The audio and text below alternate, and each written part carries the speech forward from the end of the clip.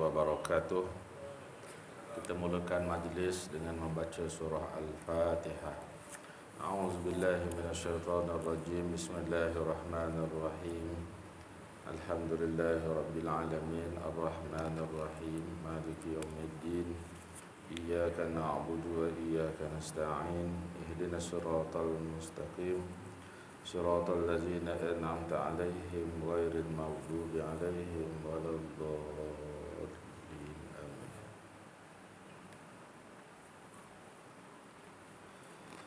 A'udzu billahi samil 'alim minasy syaithanir rajim. Bismillahirrahmanirrahim.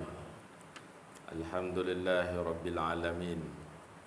Wal 'aqibatu lil muttaqin wala 'udwana illa 'alal zalimin. Amsayna ala fitratil Islam wa kalimatil ikhlas wa dini nabiyyina Muhammadin sallallahu alaihi wasallam wa millati abina Ibrahim hanifa wa ma kana minal musyrikin. Allahumma salli ala sayyidina Muhammadin al-fatihi lima ughliq wal khatimi lima sabaq wa nasril haqqi bil haqq wal hadi ila siratikal mustaqim wa ala alihi wa sahbihi haqqa qadrihi wa miqdarihi al-azim. Rabbi shrah li sadri wa yassir li amri wahlul 'uqdatam min lisani yafqahu qawli. Rabbi yassir wa la tu'assir. Rabbi tammim bil khairi bi rahmatika ya arhamar rahimin. Subhanallah wa bihamdihi adada khalqihi wa ridha nafsihi wa zinata arshihi wa midada kalimatih. Yang dihormati lagi dikasihi Tuan Pengurusi, Tuan Imam Bilal, semua ahli jawatan kuasa masjid, para asatizah, ustaz dan ustazah, tuan-tuan haji, puan-puan hajah, hadirin muslimin muslimat, ayahda dan bonda yang dirahmati Allah sekalian. Apa khabar semua malam ni? Alhamdulillah, pertamanya kita merafakkan setinggi-tinggi syukur kepada Allah Subhanahu wa taala kerana dengan hidayah dan inayah serta taufik Allah Subhanahu wa taala telah memberi izin, memberi kekuatan kepada kita untuk kita dapat menjadi tetamunya di dunia. Mudah-mudahan apabila kita dibangkitkan di hari mahsyar untuk meneruskan kehidupan di alam akhirat, sudilah kiranya Allah Subhanahu wa taala menjadikan kita semua sebagai tetamunya yang istimewa dan seterusnya menempatkan kita di dalam syurganya, insya-Allah. Amin, Allahumma amin. Pada malam ini tuan-tuan, kita nak sambung bacaan berkaitan dengan penyakit-penyakit perkataan. Yang seterusnya iaitu bab mengumpat. Ya, mengumpat ni termasuk dalam penyakit perkataan. Kan dalam Al-Quran menjelaskan, dalam Al-Quran, dalam hadis, ada banyak ayat yang menerangkan tentang larangan mengumpat. Larangan mengumpat, tak boleh mengumpat. Malah Al-Quran mengumpamakan orang yang melakukan perbuatan mengumpat sepertilah orang yang makan daging mayat orang yang diumpat. Ya? Seperti yang disebut dalam hadis Nabi sallallahu alaihi wasallam, inna dima'akum wa amwalakum wa a'radakum alaikum haram. Sesungguhnya darah, harta dan juga maruah di kalangan kamu adalah haram kepada kamu untuk mencerobohnya. Hadis yang lain sebagaimana yang disebutkan oleh Abu Barzah Al-Aslami yang diriwayatkan bahawa Rasulullah sallallahu alaihi wasallam, ya ma'syara man amana bilisanih wa lam yadkhulil iman qalbahu la taghtabul muslimin wa la tattabi'u awratihim fa innahu man yattabi' awrata akhihi yattabi'ullaha awratah wa may yattabi'ullahu auratahu yafsahu walau fi jawfi baitih. Maksud dia, wahai golongan yang mendakwa beriman tetapi iman tidak menusuk ke dalam hati, janganlah kamu semua mengumpat orang Islam. Ya, semua kita ni dilarang untuk mengumpat saudara kita. Jangan turuti, yakni mengintip keaiban mereka. Nak cari lebih detail lagi keaiban saudara kita. Kan dah sampai dah satu keaiban, tapi nak detail lagi. Kau tahu lebih lagi, bagi tahu. Kan tak boleh.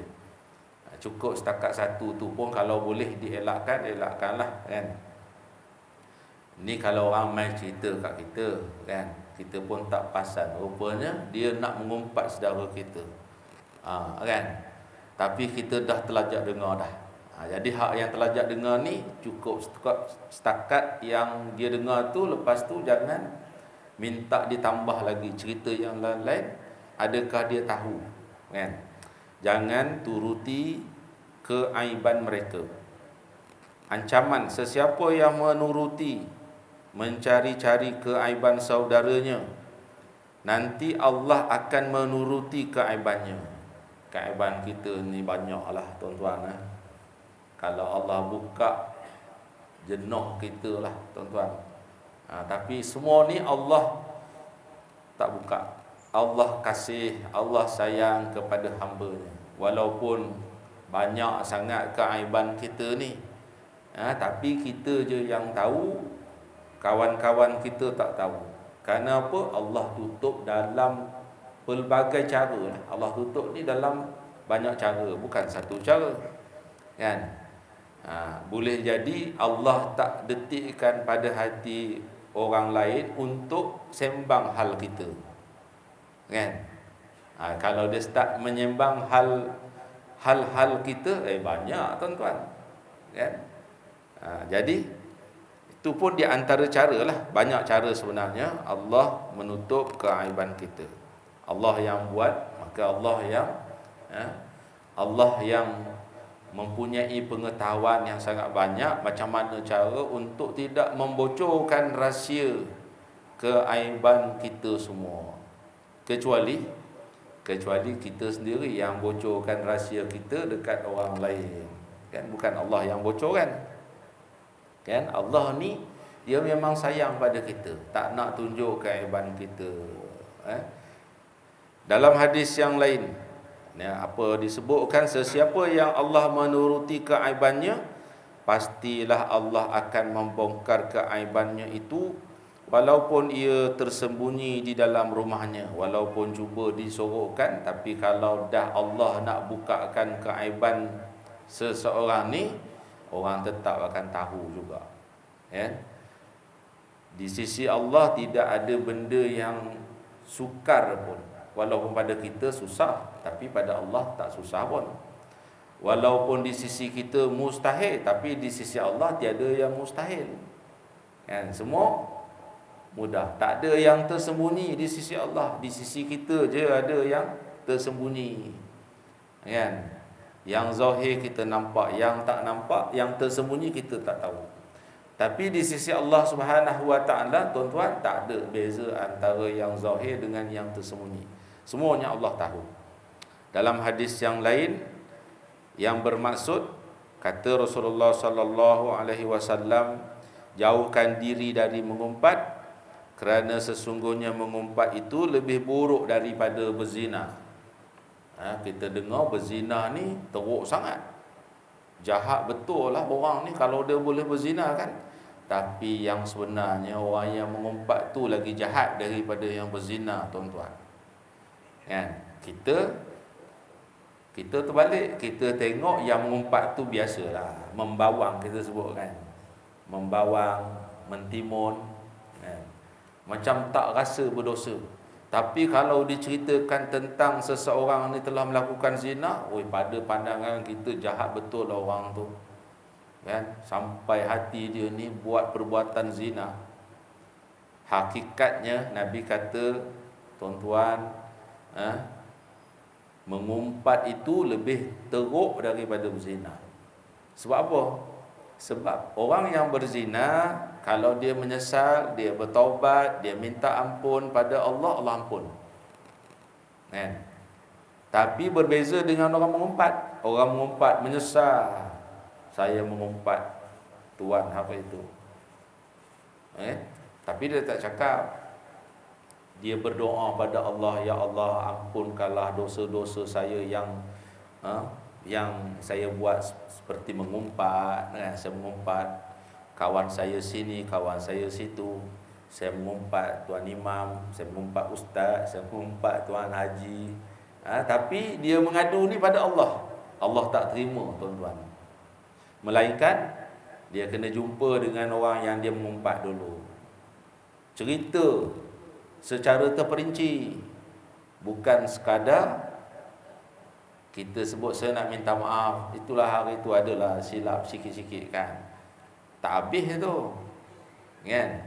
Kita je yang memandai-mandai kosong-kosong lah. Kosong-kosong tengkorak apa. Ceritalah detail baru boleh sebut kosong-kosong kan. Ini cerita secara umum, mengumpat bergantang-gantang kan. Berkontena lah dia mengumpat seseorang hari itu, tiba-tiba time nak minta maaf, saya nak minta maaf ni. Minta maaf atas sebab apa? Adalah sikit-sikit hari itu terkutuk, terkata kan, cerita. Kalau nak cerita ni tuan-tuan, boleh jadi dia tak maafkan kita.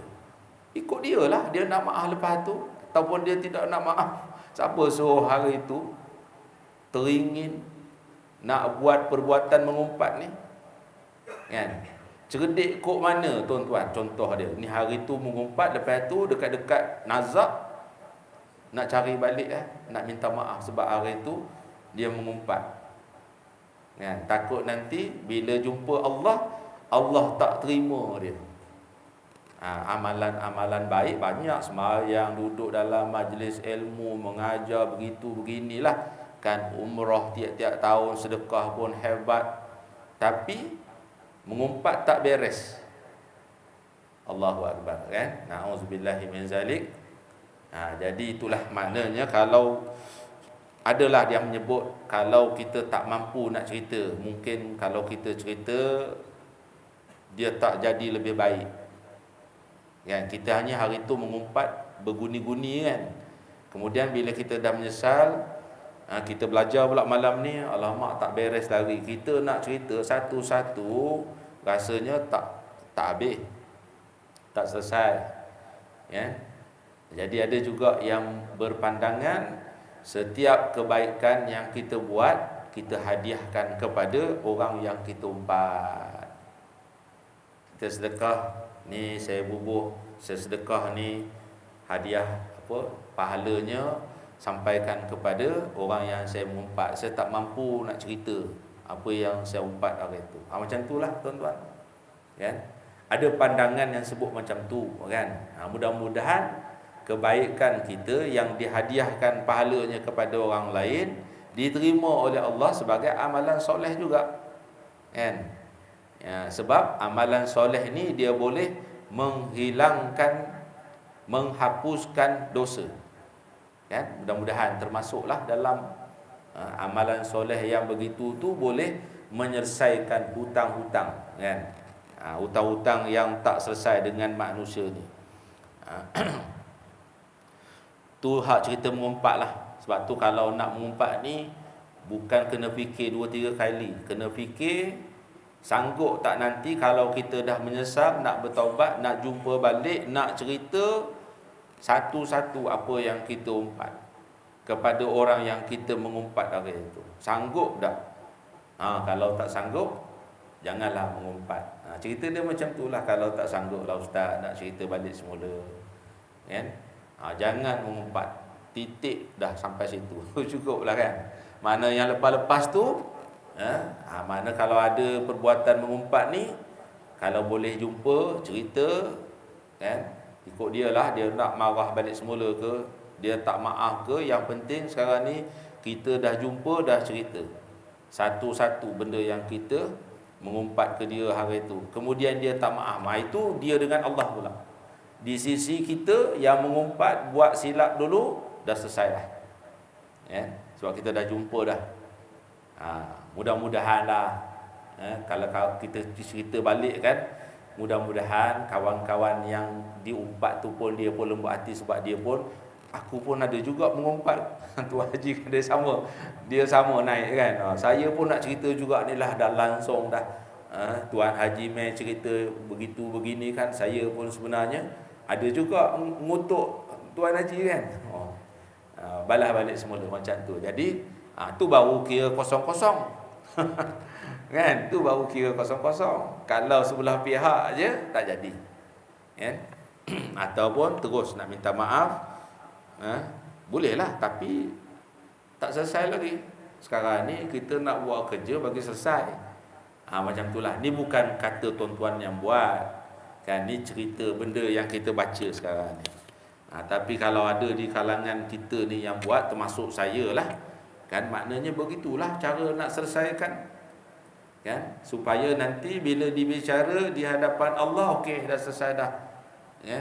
Yang sangkut begitu begini dengan manusia dah beres dah dulu sebelum mati, kan. Yang lain-lain tu sebab dia taubat apa semua, maka Allah pun ampun, sebab Allah ni Maha Pengampun, ya Ghafur, kan, ya Ghafurur Rahim, ya Zal Jalali wal Ikram, ya Jalil, ya Qudus.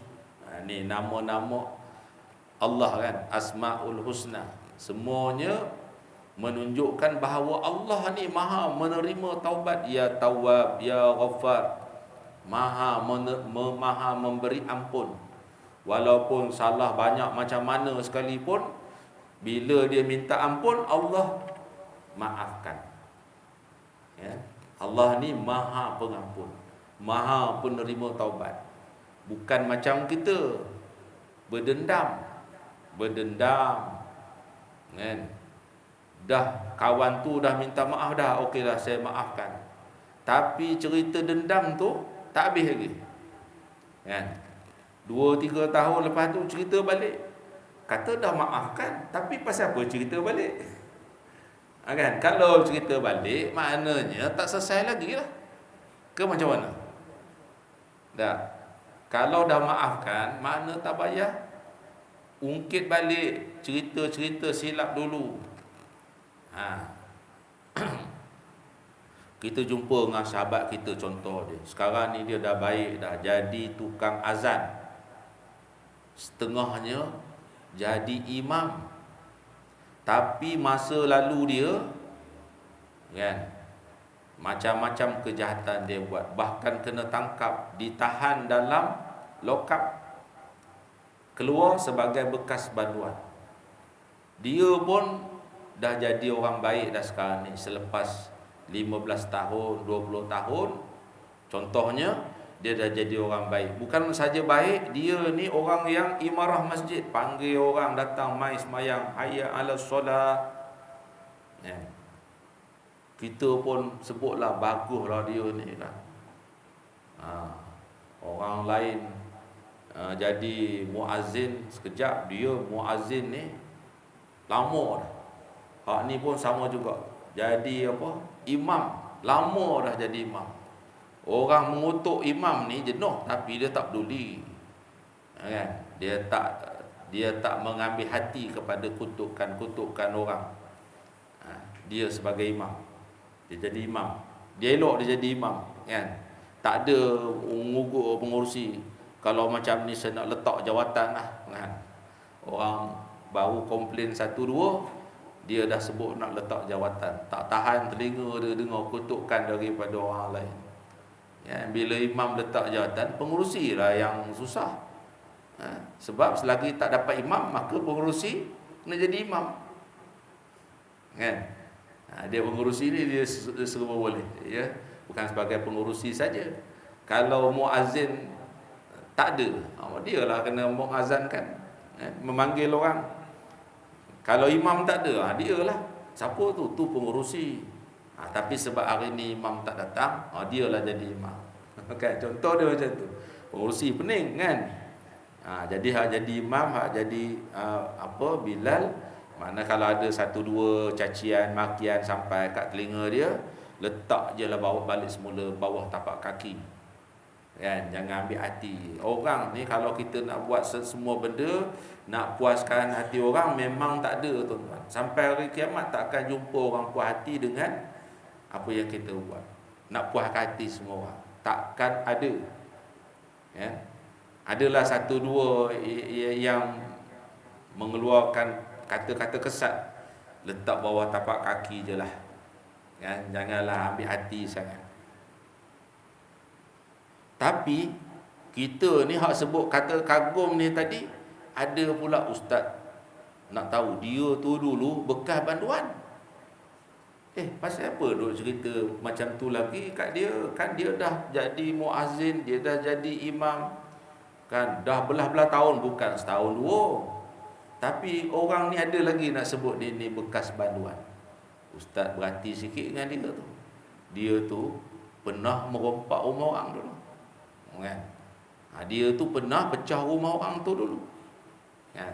Ni hak yang kata tak boleh lah. Dah kawan ni dah jadi baik dah hijrah dah. Tak buat dah belah-belah tahun dah tak buat benda-benda yang dulu dia buat tu. Kenapa nak kena sebut lagi? Kan sebab tu Sayyidina Umar bila menyatakan Islam pada Nabi, Nabi terima Sayyidina Umar masuk Islam tu tanpa prejudis. Kan? Tak ada bersangka-sangka, barangkali dia ni strategi dia kot nak boleh bunuh Nabi. Sebab asalkan Sayyidina Umar sebut dengan kawan-kawan dia, besok petang aku akan bawa kepala Muhammad.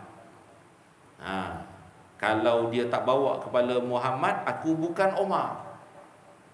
Kawan-kawan ni duk tunggu-tunggu, tengok-tengok, bukannya dia bawa kepala Nabi, bahkan dia bawa ni kalimah syahadat ni. Kan? Kemudian orang pun cakap, macam mana ni Umar, kamu hari tu bukan main.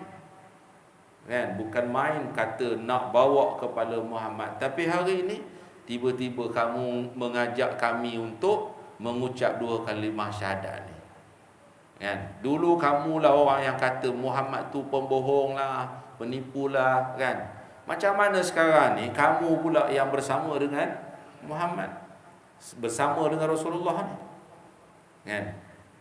Nabi terima tanpa prejudis. Tak ada sangka-sangka barangkali ini strategi kot. Tak ada. Kan? Terima, walaupun sahabat memang dah ready dah.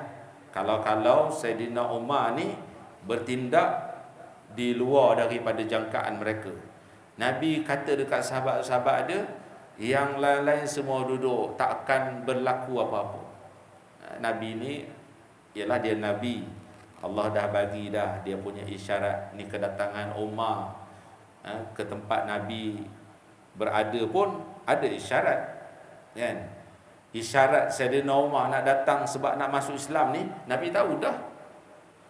Kan? Sebab tu Nabi boleh dengan tenang sebut dekat sahabat-sahabat dia, tak payahlah kan nampak macam tegang sangat kan. Relax, tak ada apa-apa yang akan berlaku ni, sebab Umar datang ni sebab dia nak masuk Islam. Jadi kawan-kawan kita begitulah. Kalau kita tengok dah dia berubah apa semua, dah jadi orang baik apa semua, jangan ungkit lagi cerita-cerita lama dia dulu, cerita zaman-zaman jahiliah dulu. Kan? Kalau nak cerita zaman jahiliah, kita pun banyak kan. Kita pun banyak berlambak lah cerita yang huru-hara ni kan. Ni alhamdulillah lah Allah bagi hidayah. Sebab tu bila kita sebut kita ni dapat sembahyang berjemaah, kita dapat duduk dalam majlis ilmu ni, syukur. Syukur sebab apa? Allah yang beri izin pada kita. Allah bantu kita untuk jadi orang yang macam ni, macam kita ada sekarang. Kalau Allah tak izin, tak jadi kita, tuan-tuan. Tak jadi, kan? Ni sebab Allah izinkan pada kita. Sebab apa yang berlaku kepada orang lain pun ada sebenarnya pada kita, untuk buat macam dia orang. Tak datang Semayang berjemaah, kan? Kita pun ada sifat tu kan. Tak datang semayang jemaah, penat sikit tak datang, bukan tuan-tuan. Bukan tuan-tuan. Berasa hujan renyah-renyah, tak apalah semayang di rumah je lah. Ada, kan? Tapi tiba-tiba hujan renyah, hujan lebat pun kita sampai, tuan-tuan. Sebab apa? Allah izin. Allah izin. Allah bagi taufik, Allah bagi hidayah dan inayahnya, maka kita dapat semayang berjemaah. Duduk dalam majlis ilmu, baca Quran, zikir, sedekah, apa saja kebaikan, semuanya ada izin daripada Allah. Kalau Allah tak izin, kita tak boleh buat.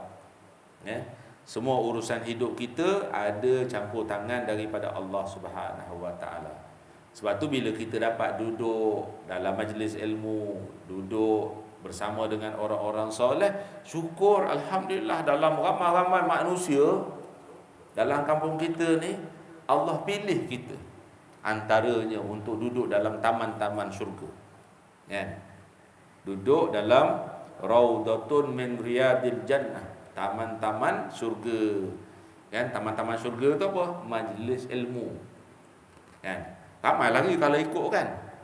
Kalau kita tengok pasar malam tu, sampai nak berjalan kena mengiring punya ramai. Kalau mendada, tuan-tuan, tak bergerak. Kena mengiring baru boleh gerak. Punya ramai. Tapi bila kita tengok jemaah di masjid, lapang. Lambat pun insya-Allah sah pertama. Sah pertama ni, tuan-tuan, kelebihan dia, orang yang dapat duduk sah pertama, maka dia dapat kelebihan salam daripada Allah Subhanahu Wa Taala. Manusia hanya seorang saja yang dapat salam daripada Allah. Siapa dia? Sadatina Khadijah binti Khuwailid radhiyallahu anha. Siapa dia Sadatina Khadijah ni? Isteri Rasulullah sallallahu alaihi wasallam. Saat Sadatina Khadijah sakit, Allah menyampaikan salam kepada Sadatina Khadijah. Khadijah sakit ni, terbaring. Bila Nabi sallallahu alaihi wasallam, suami dia, menyampaikan salam Allah kepadanya, Sadatina Khadijah nak bangkit. Nabi kata, tak payahlah bangkitkan kamu dalam keadaan tak sihat. Dia usaha juga, gagahkan diri dia, nak bangkit juga, nak duduk juga. Bila akhirnya dia berjaya bangkit, duduk, dia pun membaca doa sebagaimana yang imam baca tadi. Allahumma antas salam wa minkas salam wa ilaika ya'udus salam fahayyina rabbana bis salam wa adkhilnal jannata daras salam tabarakta rabbana wa ta'alait ya zal jalali wal ikram. Sadatina Khadijah seorang saja yang dapat salam daripada Allah. Khadijah ni jawab salam Allah, begitu, tuan-tuan.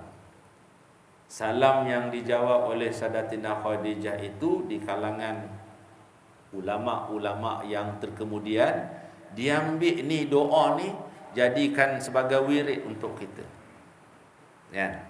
Sebab tu lepas semayang, tunggulah sekejap, sebab kita semayang bukan lama sampai 10 minit pun kan. 2-3 minit dah siap dah. Tunggulah sekejap, duduk sekali dengan imam. Janganlah cepat-cepat nak balik, nak tinggalkan majlis bersama dengan imam, tak doa bersama dengan imam. Kecuali ada hal lah, sakit perut contoh dia, pergilah. Janganlah tunggu habis doa baru, dia perut bergulung sakit. Ini kalau tak ada hal, rupanya cepat-cepat nak balik ni tadi, nak isap rokok. Tu memang tak patut sangatlah, berkira masanya dengan Allah Subhanahu Wa Taala. Kita tak tahu tadi semayang kita tu macam mana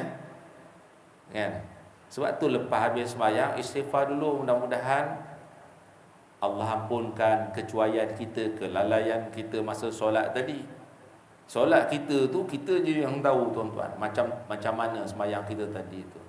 Yang baru ni, yang lama tak ingat dah. Yang baru sekejap tadi ni, sembahyang maghrib ni tadi, macam mana pelaksanaannya? Adakah solid kita daripada start takbir sampai bagi salam tu kita langsung tak teringat kepada selain daripada Allah? Kita hanya ingat pada Allah saja. Kalau kita memang tak ada ingat pada lain, hanya kepada Allah saja, itu memang luar biasa lah, kan? Kalau bahasa nak menggambarkan hebatnya sekarang ni, dia bukan kata terbaik, dia bubuh turbo lagi, turbo baik, kan? Kan kereta pun kan bubuh turbo kan. Ni ada turbo, tak ada turbo. Pasal apa ada turbo? Dia boleh pick up lagi, dia boleh pergi laju lagi, kan? Walaupun sisinya kecil, tapi sebab dia ada turbo, dia menyamai kereta yang bersisi besar, kan? Jadi turbo baik ya. Tu kalau boleh solid macam tu lah. Start takbir sampai bagi salam, dia langsung tak ingat nasi, tak ingat motor, tak ingat kunci kereta dak lagi, tak ingat duit, tak ingat anak-anak dia. Habis salam baru dia teringat. Kalau macam itu memang, kan? Sembahyang berjemaah ni, kan, kelebihan dia, kita saling tampung menampung. Lagi ramai, lagi besarlah peluang dia untuk dapat kekhusyukan ni, kan? Kawan kita yang nombor 1, saf yang pertama khusyuk, yang lain semua tak khusyuk, katakan. Yang khusyuk ni dia menampung ke rasa tak khusyukkan orang lain. Mungkin yang kedua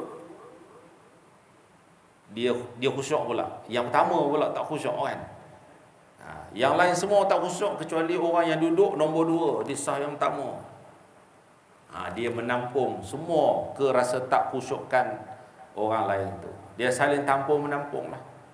InsyaAllah kalau kita berjemaah, kan, akan ada pada saat minit yang kita tak khusyuk itu, orang lain khusyuk, kan? Akan ada. Kita cuma kita tak detail sangat lah, tapi akan ada waktu yang kita tak khusyuk, orang lain khusyuk. Kan? Baik. Jadi kita orang ramai ni, selain daripada Sayyidatina Khadijah, macam mana nak dapat salam daripada Allah? Salam daripada Allah boleh juga kita orang yang biasa-biasa ni dapat. Syaratnya yang pertama, bila kita masuk masjid, cari saf pertama. Tapi sebab kita tak ada masalah, tak berebut tuan-tuan untuk dapat saf yang pertama, InsyaAllah. Datang lambat pun InsyaAllah saf yang pertama juga. Ya? Zaman sahabat dulu, dia minta Rasul, ya Rasul, buat undi lah, sebab manjang tak dapat peluang ke dia ni duduk saf yang pertama. Asyik sahabat yang sama aja. Jadi kalau buat undian, kalau cabut undi, kalau dia juga dapat saf yang pertama, tak apalah, kan? Tapi ni sebab tak ada undi ni, datang tengok dah ada orang dah, datang tengok ada dah, saf pertama ni semua penuh, kan? Beza kat masjid kita, bukan masjid kampung sawah ni, masjid tempat kita, kan? Masjid tempat kita ni, dia pasal apa dapat lagi saf yang pertama? Sebab itulah tadi tak ramai, kan? Tak ramai banding pergi pasar malam, banding kita pergi berjalan tepi pantai, penuh orang. Ni sehari 2 hari ni kan, jalan tu semua jam. Punya ramainya orang, kan? Kita pasal ni kampung kita tak adalah pergi mana, kita keluarlah nanti orang habis balik, kan? Petang tadi kita keluar, kita pergi ronda tepi pantai, dah mula dah lengang dah. Habis balik belakang dah, esok nak kerja, kan? Tapi yang kita sedihnya, hak yang di luar-luar tu jam, masjid tak jam. Kan? Masjid tak jam. Ni bukan kat sini ya. Ni dekat kampung kita lah. Masjid kampung kita, makna insya-Allah kalau lambat pun dapat duduk saf yang pertama. Kan? Siapa yang dapat duduk saf pertama tu dia dapat salam daripada Allah. Isyaratnya duduk saf pertama. Jangan datang awal, duduk belakang ataupun duduk dekat wakaf. Ya, kalau hari Jumaat tu pukul 12 kita tengok ada dah sahabat kita ni yang pergi masjid awal. Kita ni terkejar-kejar nak tanding dengan dia. Memang dia lah dulu sampai. Tapi rupanya dia duduk dekat wakaf makan pisang. Rugilah kan. Datang wadah boleh pisang je. Kan, datang awal pisang tu tak apalah, ambil simpan dulu dalam poket ke kan. Rebut tempat yang sah pertama ni, dapat salam daripada Allah. Yang kedua, sebelum duduk sembahyang sunat tahiyatul masjid. Jangan duduk je kan. Tu penghormatan kepada masjid, kemuliaan masjid. Datang sebelum duduk sembahyang sunat tahiyatul masjid. Kemudian doa nawaitul i'tikaf fi hadzal masjid. Itulah peluang tuan-tuan. Kita yang datang masjid ni boleh niat i'tikaf. Kan? Niat i'tikaf tu setiap saat pahala berjalan. Pahala masuk ke dalam akaun kita. Ini kelebihan ni kalau tak datang masjid tak dapat. Tak dapat. Baca doa tadi dia masuk masjid. Allahumma ftahli abwaba rahmatik. Malaikat iring kemasukan dia tu, dia duduk kat mana? Dia tengok, dia cari tiang. Malaikat duduk dengan dia. Kan? Dia cari, dia tengok saf pertama, penuhkan saf yang pertama. Ya, barulah itu apa? Isyarat untuk kita dapat salam daripada Allah, sebagaimana Sayyidatina Khadijah dapat salam daripada Allah. Kan? Jadi sekadar itulah sedikit malam ni yang sempat kita kongsi. Cuma kita tak sempat nak habiskan cerita mengumpat ini. Sebagai kesimpulan, cerita mengumpat ni mengata ke orang. Kan? Tu cerita dia. Tak boleh kita menceritakan keburukan saudara kita. Kan? Tapi saya cerita yang betul. Ya, walaupun cerita yang betul. Kan? Tetap dikira mengumpat juga. Habis tu kena diam, tunggu pertemuan kita yang akan datang. Cerita selanjutnya insya-Allah. Sekadar itu, minta maaf tuan-tuan, terima kasih atas perhatian. Mudah-mudahan kita semua sentiasa dalam limpahan kedamaian, sentiasa diberkati, dirahmati dan diampuni Allah Subhanahu wa taala. Sekian, assalamualaikum warahmatullahi wabarakatuh. Bismillahirrahmanirrahim. Alhamdulillahirabbil alamin. Wassalatu wassalamu ala asyrafil anbiya'i wal mursalin wa ala alihi wa sahbihi ajmain. Rabbi zidna ilman warzuqna fahman bi rahmatika ya arhamar rahimin. Alhamdulillahirabbil alamin. Taqabbalallahu minkum minna wa minkum taqabbal ya karim.